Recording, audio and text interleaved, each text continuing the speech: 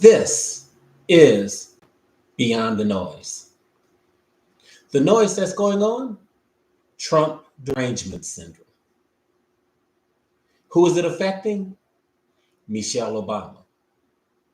Trump derangement syndrome has been going on for quite some time now, and that derangement syndrome has affected many people.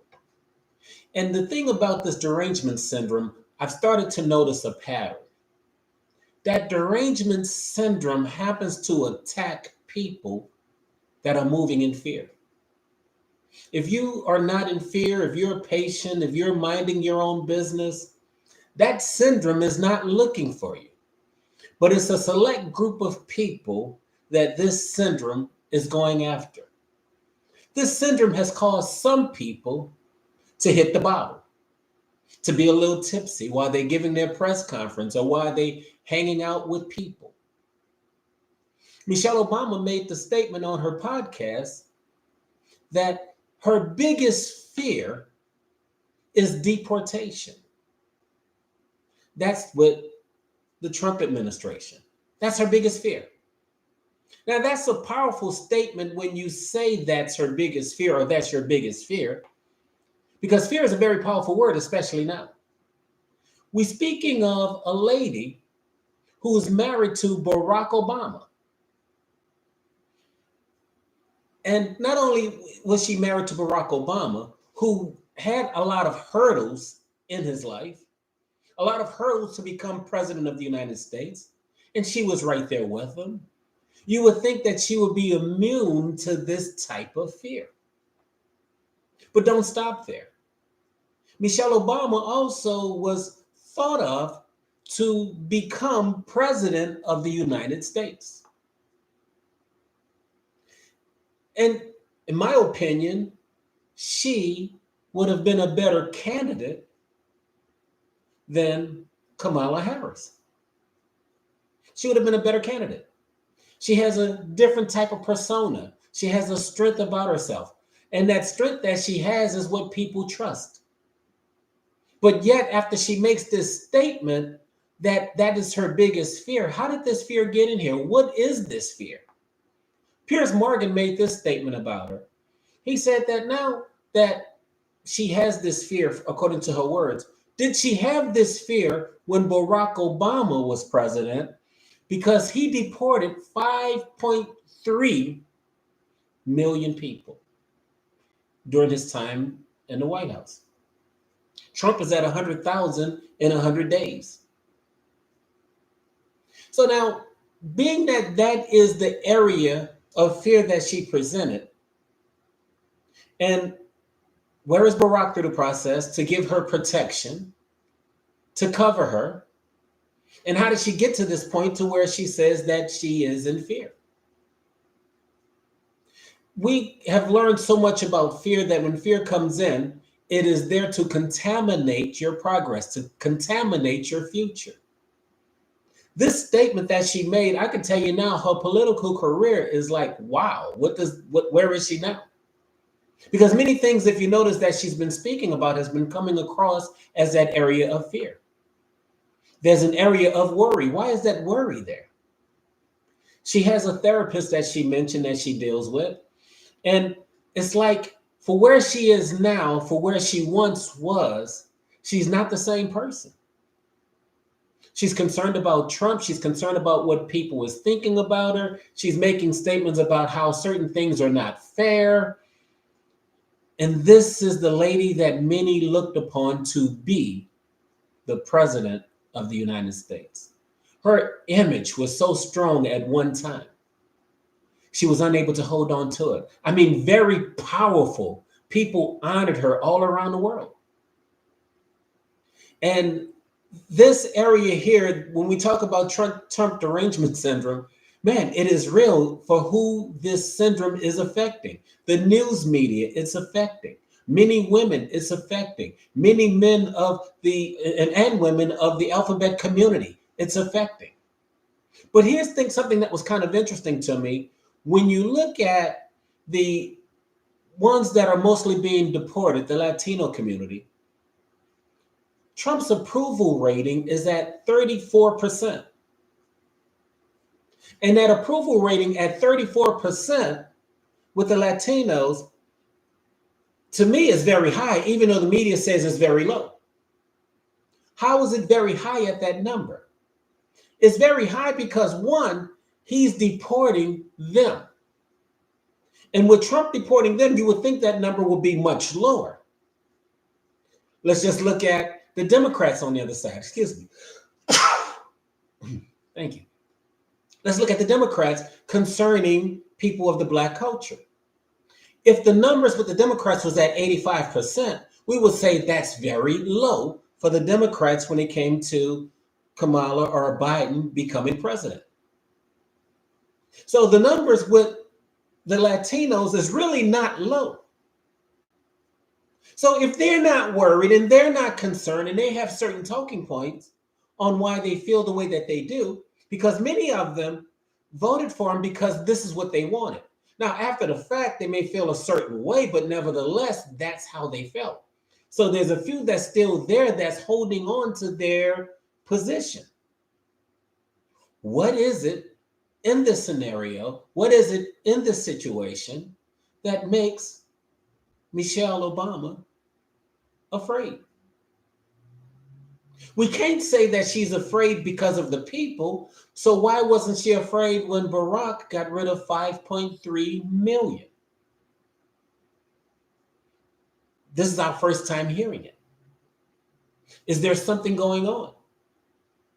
You know, I don't think that she was a hypocrite, as people may have said.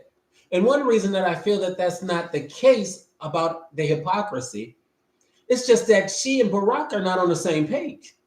She may have already felt this way. She may have already felt this way when Barack was running, and she might have been in fear at that time, even though she didn't express it. So as of right now, and if you think about what she said when Kamala was becoming president and she was at the Democratic National Convention, what was her words? Women, don't worry about your husbands. She set that up in motion. Don't worry about your husbands. In other words, you can go against your husbands. So if Barack was standing with the deportation, and he may still stand with deportations, that doesn't mean by her own words that she stands with the deportation, because of her words in going and saying to other women, you can go against your husband. So that could be a legitimate fear, because she has a worry. She has a concern. Is the concern, as far as the deportation, like the straw that broke the camel back? Is her fear there with women's rights and all those other areas? Is that fear more than just Trump? Is that fear with the Supreme Court? Is that fear with everything else that we're seeing? Is that fear with the economy? Is that fear with the talking points that's going on with the container ships not coming to the ports? Is that the fear that she has? It could be, but however, she's standing alone. And she said you don't have to support your man. Hillary Clinton said she's standing by her man. She's not necessarily a Tammy Wynette, which is her quote. But where we are with Michelle Obama, there's evidence that she's taking it to another level. You know, that area there is so interesting to me, in how we have a divide in our culture. And in that divide, we have it whereas it's being taught that women can have a difference of opinion, which you should.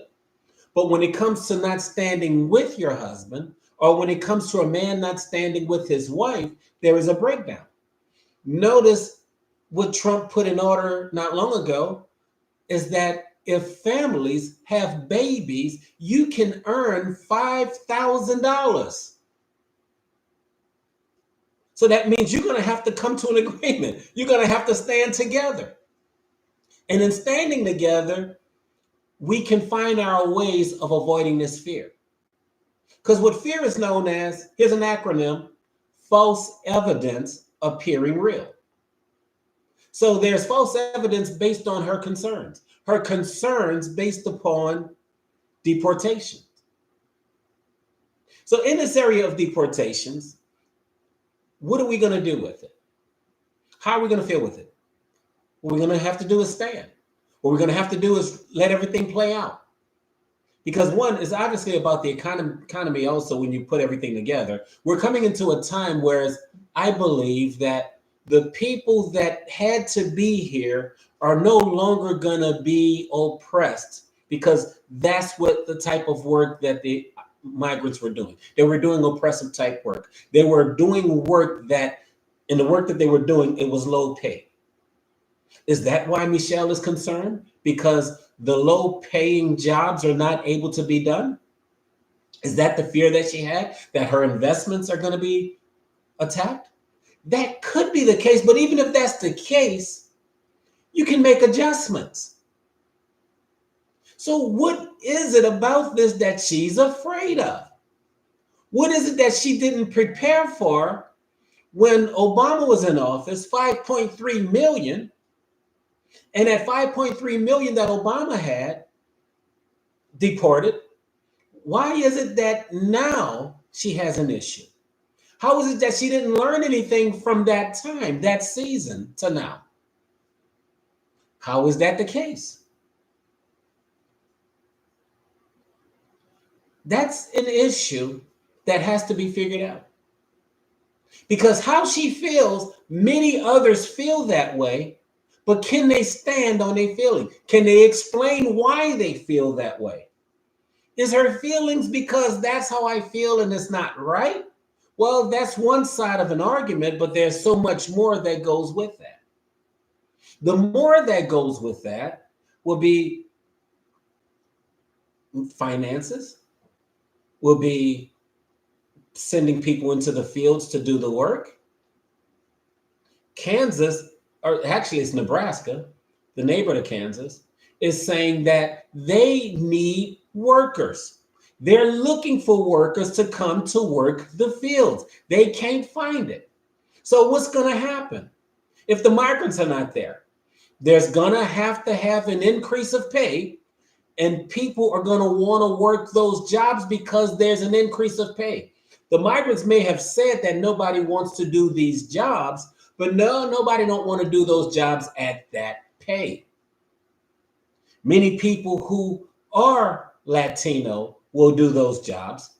Why? Because the pay will be right. The pay has got to be competitive. So even in that analogy, what is it that Michelle is speaking of? What is she complaining about? What is her fears? Is it just Trump itself? Because there's one news report that got a little disturbed because they made the statement, oh, he's breathing. That's a part of the derangement. Yeah. Another part of that derangement, I don't know if you noticed with CBS, they had to pay somewhere in the high millions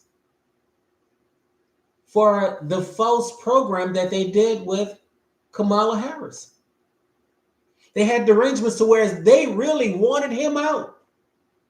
And some of that can cloud our judgment for what we want for the country. He can have great ideas, but if we have that fear, the great ideas is thrown out the window.